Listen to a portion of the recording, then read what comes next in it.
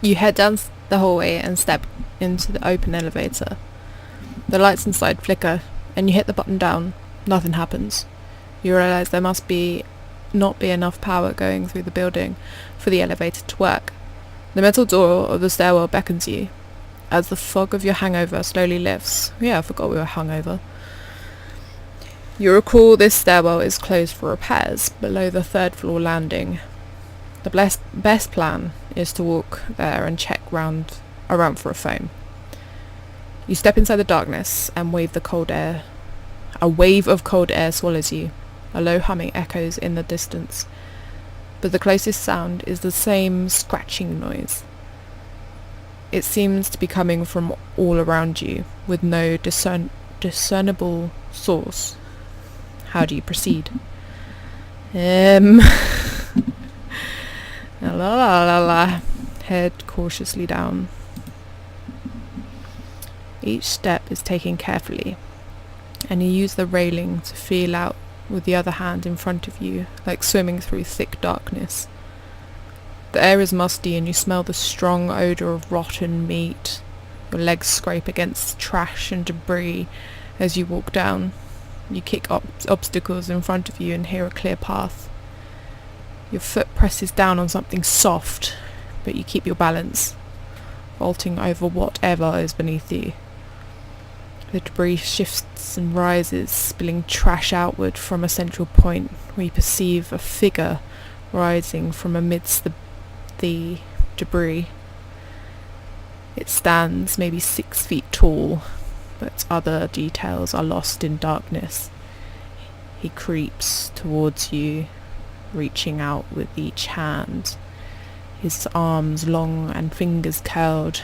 He stumbles forwards with his legs at odd angles, stepping in and out of the trash with difficulty of being held up by quicksand. Air! Beautiful! The man darts forward. You sidestep and run half a flight downstairs. A high-pitched scream pierces the air, and you know your next move is critical as the strange man closes in. Who's your shotgun? Kneel on the ground and pray. I mean, yeah. Yeah, use your shotgun. The man lunges at you, but you scramble out the way, landing hard against the stairwell wall. He leaps again, hands outstretched, but you drop down and roll under his body, the jagged edges of the stairs digging into your back as you tumble. You roll until you reach the next landing, and your body crashes into the cement floor. Ow. You kneel and pull your shotgun around, taking it firmly in both hands. Firmly. The man is fast and nearly upon you.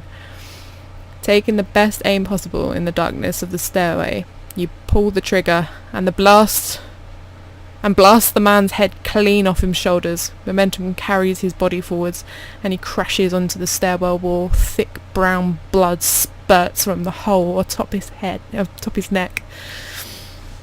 You keep the weapon aimed down at the corpse, listening and watching for any movement. You sit against the wall, heart pounding, ears ringing from intense sound of weapons. You take in quick gulps of air and wonder if you're having a heart attack. Minutes pass and you regain your strength. With your heart rate returning to normal, you step past the man's body and walk several flights down the next landing. Well, she was like able to drink 2 pots of coffee and not have her heart thud. I suppose it's an entirely different scenario. Should you die during the next... Oh, okay. Should you die during the next chapter, you'll have the option of trying again from this exact point, or to replay the game from the very beginning. Please note that this option applies only to this session. After quitting this game, the next time you play will be from the very beginning. Cool. So it's like respawning, I guess. In the dimly lit hallway of the 3rd floor, you pause for a moment and collect your thoughts. Things just got more real. Sure, it was disturbing to watch on TV, but you just encountered an actual infected person, a zombie. You have to make contact with Emma and either need to find a phone or somehow locate her in this crazy zombie-filled city. You move down the hallway. It's only a few degrees warmer than the stairwell, and you rub your arms to generate some heat. The hallway runs east-west. It runs east-west. How is... Oh, okay, yeah, right, okay. And it's wider than the other floors. And you recall this area houses management offices, maintenance, and a cafe.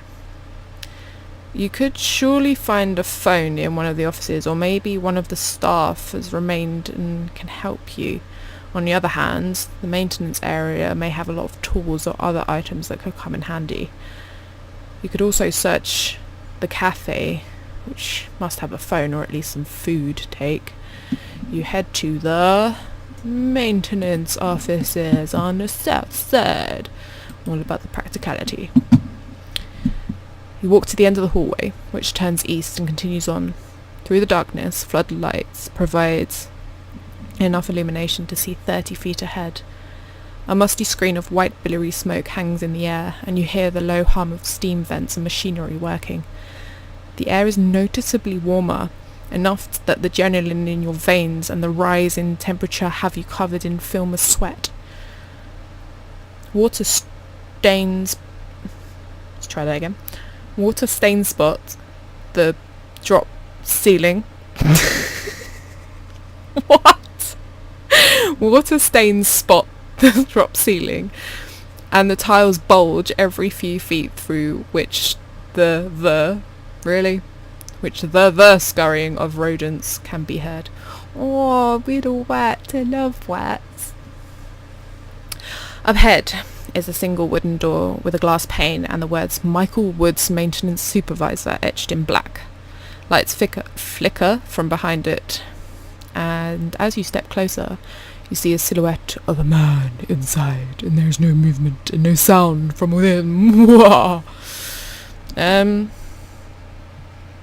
I'd kind of like to save my shotgun shells, so I'm going to go to a different area. You figure this may not be the best route to take and head back to the third wall stairwell entrance. You head to the cafe. Oh, didn't get any tools. You tool. You walk down the eastern corridor amid the darkness. You have a constant uneasy feeling of something following you. Do you know what this reminds me of, actually? D&D. Interesting. Anyway, the sounds of swinging doors and strange clicking noises fill the hallway. Potted plants line the path, most turned over and broken, creating dark patches of soil along the ground and the smell of earth lingering in the air. Up ahead is a double swinging door, currently fixed open, and the sign above reads City View Cafe. As you step closer, the sign lights up for a moment, and you pause from the sudden flash. Inside are rows of metal chairs and wooden tables spread across the hardwood floor, with a wraparound counter for ordering food and drinks. Long fluorescent lights dimly cut through the darkness. On one long table, you spot the figure of a man hunched over and a woman lying across a table. You creep forward, watching for any movement, and conscious of making any sound to alert the man.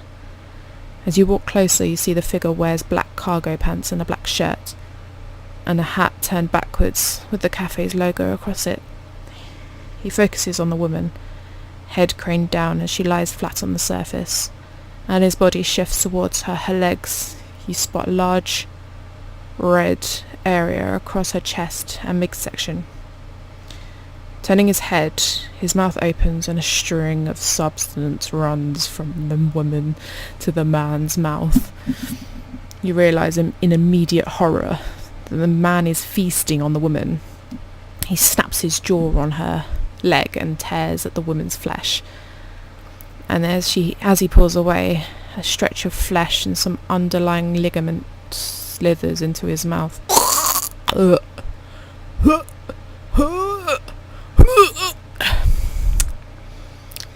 Juicy. The woman's head is caved in beyond recognition, and the thought that this could be Emma sickens you. The zombie drops off the table onto a chair and slips out a portion of intestine. Grim. You hold your hand over your mouth and dry heaves start. Yeah, I'm with you, buddy. I feel the same thing, girl. But you stifle them back. You consider leaving the cafe, but noticed a cell phone sitting on the edge of the table where the zombie is having his meal. The only other exit noticeable is through the set of double doors on the opposite side of the room.